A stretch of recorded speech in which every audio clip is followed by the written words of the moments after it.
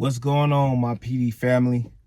This is your boy Cadet Watts, and in this video I'm going to talk about my exam number 5 and what test score I got on it, how it went, and how hard it was, and I want you to know my test scores. So stay tuned. I'm about to open up the PD journal and let's begin.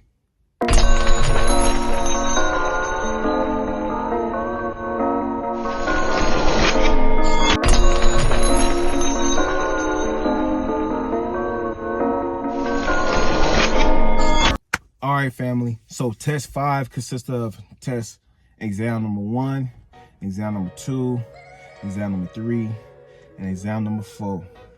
And then, exam number 5 has this other stuff into it too. So we had exam number 5. It's supposed to be mainly on searches and seizures. But our instructor mixed it up on us, man. He mixed it up on us. It's supposed to be CCP and searches and seizures, mainly the test. That's supposed to be like half the test, CCP and searches and seizures. And we was all studying seizures, searches and seizures, and CCP, and we kind of ignored the test 1, test 2, test 3, and test 4, right? We kind of ignored that. And we didn't look over it. I mean, I look over everything, but not too much, because I kind of like got in my brain. I feel like I have in my mind that the penal code kind of stuck a little bit. Police ethics kind of stuck, police, professional policing and racial profiling, all that stuff kind of stuck in my head. So when I get to the test and I open it up, and it's mainly about, United States Constitution. It's mainly about your amendments. And it's mainly about racial profiling and professional policing and who created professional policing. When was professional policing adopted? What year? What day? What state? When was your U.S. Constitution created? How many articles is in the Constitution? Before the amendments, what was there?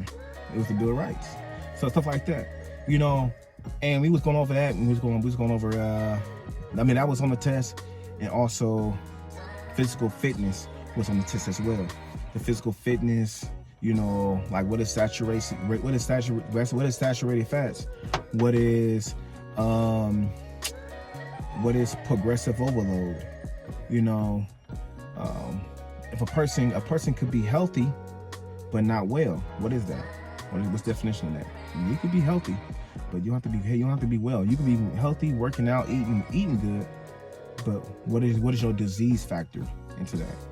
A person could have cancer, a person could have diabetes, a person could have a lot of things. So it's a disease factor. So how's your well-being overall?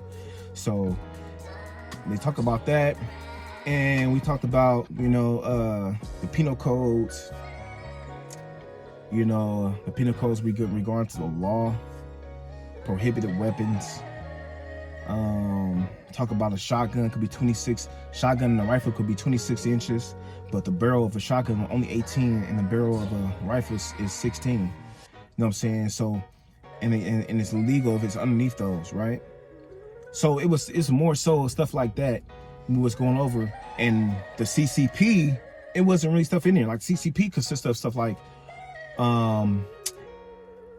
is this person consists of a law enforcement officer? Does he consist of a law enforcement officer? Is this a real investigator?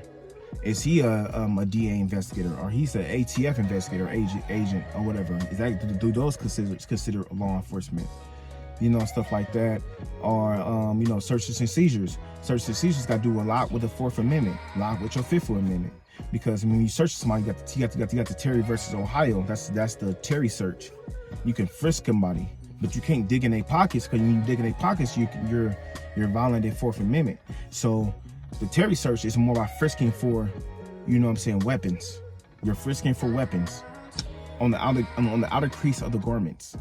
So it's got to do a lot with the search and seizure. Got to do a lot with the 4th Amendment and the 5th Amendment.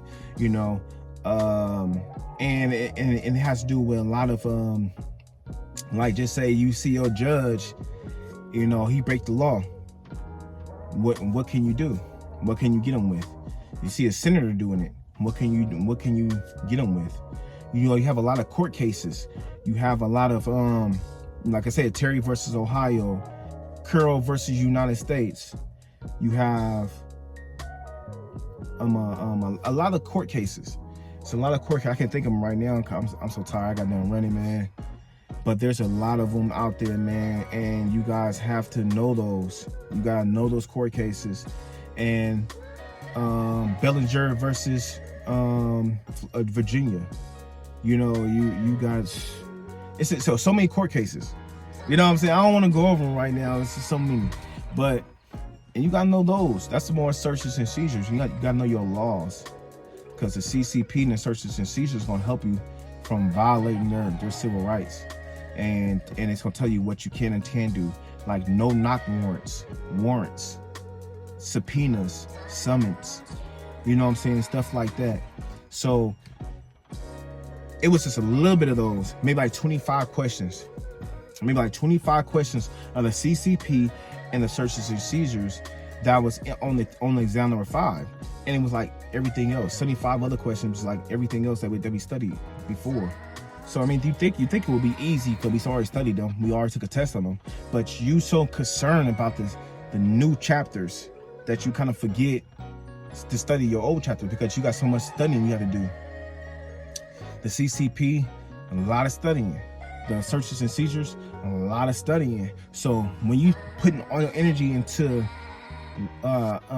these 2 or 3 chapters, you're not really worried about the other stuff that you already looked over. So it kind of confused them when we got on the test. I mean, a lot of people failed that test, bro. A lot of people failed that test. I wasn't the one. Your boy got an 86 on the test. It's my second lowest grade. I had got an 86 on test number 2, I believe. And I got an 86 on this test. And we wasn't prepared for it. I wasn't too prepared for it. But I got an 86. I'm in the green, I passed. You know, but a lot of people failed, man. I mean, I'm talking about, we got like 33 people in our no, we lost 3 people. So we got 30 people in our class. We got 30 more cadets, and 10 people, like 10, 11 people failed this test. So that goes to show you, man, you guys be on your shit, and you gotta study, y'all. You gotta look into your material, study every day, study everything, because the stuff that you looked at in chapter 1 is gonna be on the test. And it's also gonna be in your TCO test. You know, it's for Texas. TCO test. So, yo boy, I passed. I got a 90.4 in the class. I'm still top 5 in the class, y'all. There's like another gentleman who's number 1. He got 98% in the class. Another individual got 96. 2 individuals got 96. And another individual got a 94, 93, something like that, 93.9 or something, and I got a 90. So I'm still top 5 in the class.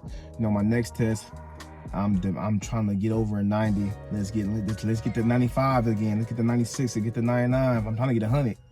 You know, so but I passed, y'all. You know what I'm saying? Phase 1, all you need is a 75% to pass. In phase 2, you need 80% to pass. So I'm over the cusp of where I need to be. And I'm happy for myself. I'm working really hard, y'all. And I know the holidays is coming up. Everybody anticipating the holidays to have that break. And so am I. And I'm finally on the break, holiday break, regarding to school and regarding to the academy. But we have other assignments we have to do.